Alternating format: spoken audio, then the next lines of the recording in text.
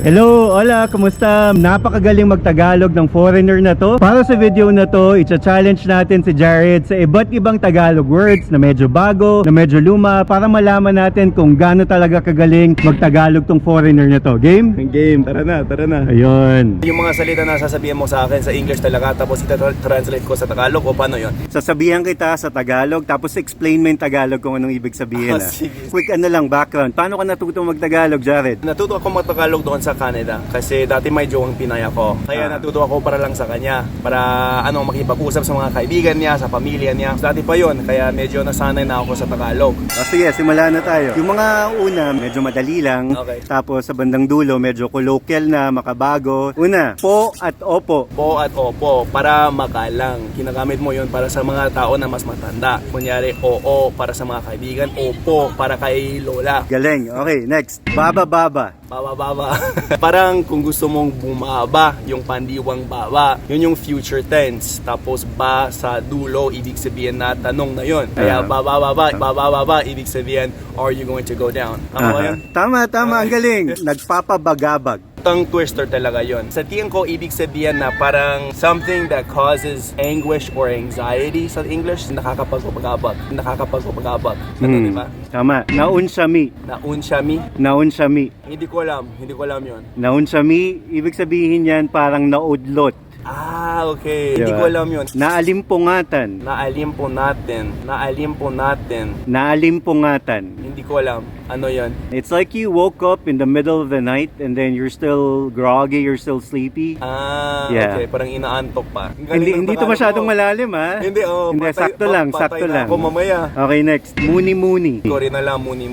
Aha. Ano It's like, money? Pera? hindi. Parang nag-iisip-isip, nakatunganga ka. Okay. Kunyari kung hindi ako madaldal, ibig sabihin na parang busy, muli. Nagmumuni-muni ka or wala kang ginagawa, muni-muni din yun, ganun. Okay, Yan. okay. Balisaw-saw. Hindi ko alam lahat. Yung mga madali lang. Balisaw-saw, yan yung sinasabi kapag nakaupo ka sa semento, parang ngayon, tapos sobrang init ng semento, tapos yung feeling mo maiihi ka after. Balisaw-saw. Ayan. Ba yun? Pag nakaupo ka sa semento, parang nakakaihi. It has no scientific basis, pero sa Pilipino alam namin yan. Okay. Balisaw-saw. Cultural. Ito, baka alam mo, tampo. Tampo? Okay. Yun ibig sabihin parang nagagalit. Kunyari kung meron akong ginawa na masama sa jowa ko, parang nagtatampo siya. Ganun ba? Oo, ganun. Eksakto. Kalinga. Kalinga. Hindi ko alam. Medyo mas malalim na siyang Tagalog. Okay. Para siyang care. Kalinga. Dalisay. Hindi ko alam. Okay, ibig sabihin yan, pure. Parang malinis. Malinis, ganun. Yeah, exactly. Okay, gets exactly. ko na, okay. Ito, alam mo to, malamang. Gigil. Siyempre, gigil parang nakakagigil. Ibig sabihin na, kunyari, something is just so cute, you wanna squeeze his cheeks. Nakakagigil talaga yun. Something is just so cute, you wanna squeeze his cheeks. Galing. Okay, next. Agham. Hindi ko alam yun. Agham. Medyo malalim na Tagalog, pero ginagamit pa rin. Ibig sabihin, science. Yun ang Tagalog ng science, agham. Okay. Pwede rin sabihin siyensya. Gets din namin yung siyensya, pero kung Tagalog talaga, agham. Okay. Pag-iisang dibdib. Dibdib, ibig sabihin chest. Aha. Dibdib na yun. Ano yung unang salita? Pag-iisang dibdib. Parang kinakabahan?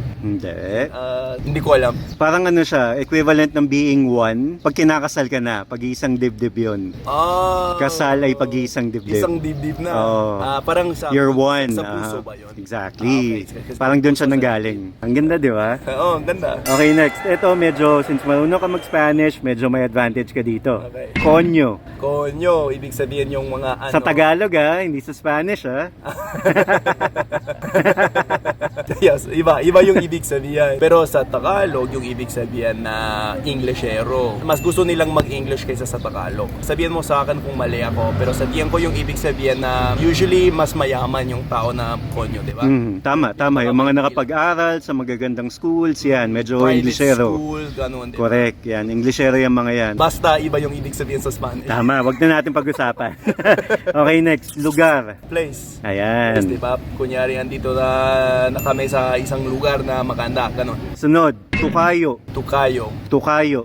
Tokayo. Hindi ko alam. Parehong pangalan. Ah, Di ba? Tokayo. yun. Okay. O may ganun din kami sa Tagalog, Tokayo. Eskinita. Eskinita? Eskinita. Hindi Eskina, di ba? Medyo related, pero hindi siya exactly Kalsada. Esquina. Medyo, ano siya, parang alley. Ali. Yeah, it's a really small road, really tight road na masikip, di ba? Okay, Yan. Masikip. Yan, sa mga barangay, maraming eskinita. Yan. Eskinita. Okay, useful talaga yun. O, di ba? Di ba? Marami akong natututo nandito. Sunod, abrelata. Abrelata. Abrelata. Can opener. Aha, Ayun. Tagalog din yun, hindi lang yun Spanish. Okay. Pero parang Spanish words talaga yun. Oo. Abrir lata. Oh, abrelata. Ayan, Spanish talaga siya, pero na-carry over pa rin sa Tagalog. Okay. Ganansya. Aha. Yung mga kinakita mo. Kinikita, ayan.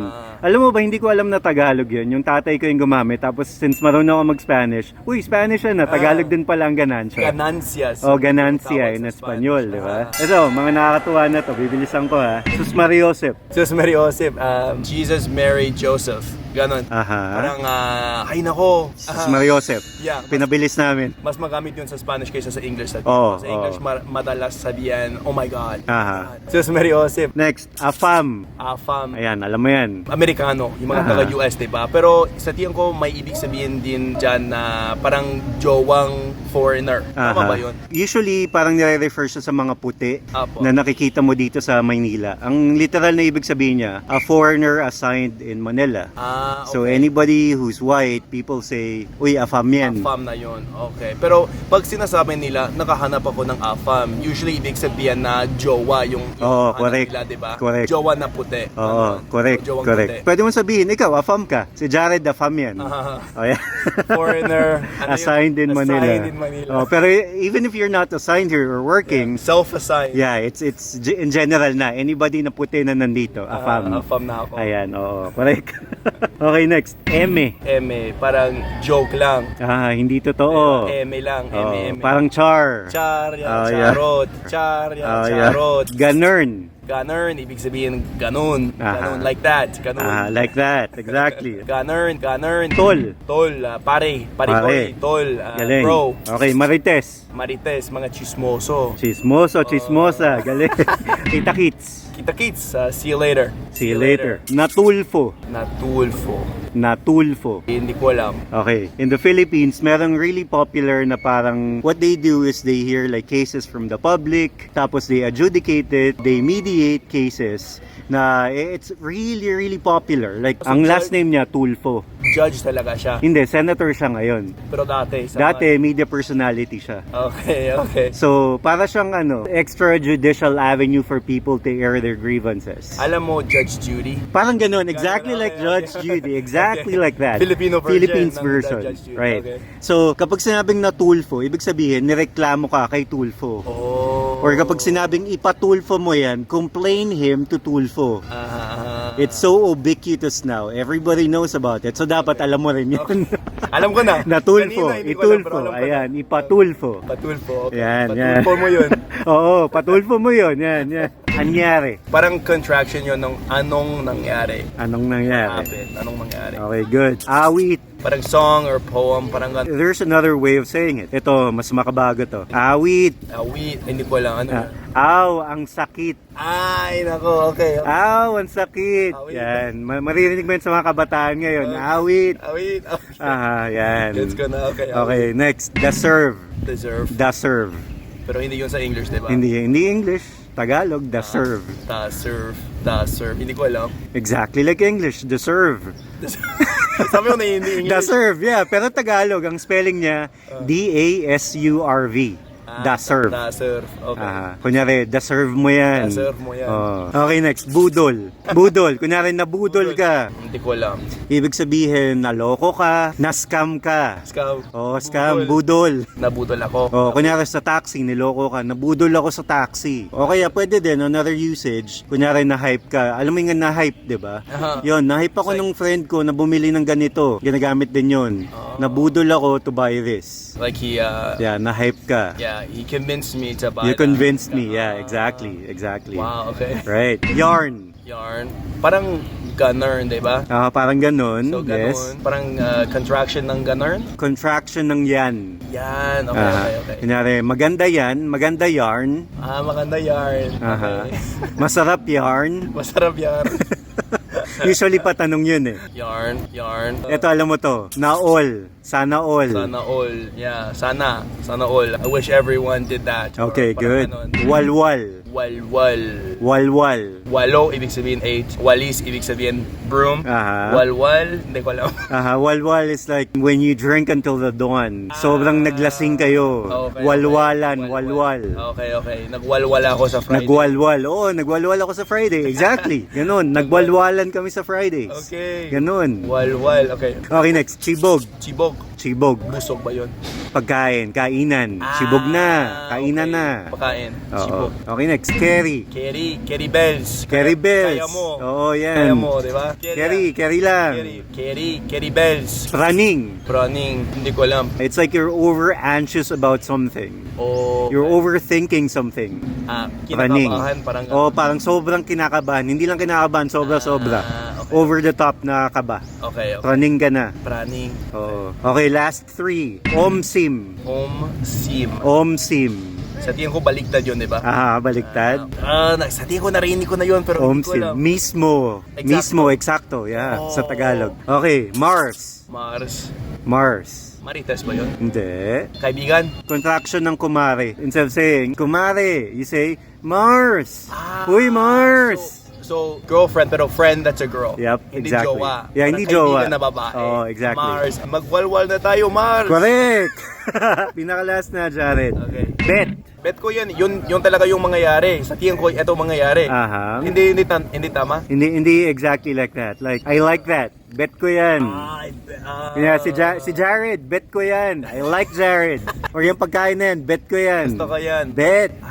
Okay. Sa tingin ko, patay ako sa test mo. Nagbagsak pa ako. Hindi, feeling ko pasado naman. Sobrang galing mo. 8 taon mo na itong inaaral eh. Sa tingin ko, 20% lang yun ang nakaya ko. Hindi, feeling ko naman mga 40-50%. Yan. Pero ngayong nasa Pilipinas ka, mas marami ka pang malalaman, di ba? Sinusubukan ko talaga. Gusto kong magpabuti yung pagsasalita ko sa Tagalog. Ayan. Mga malalim.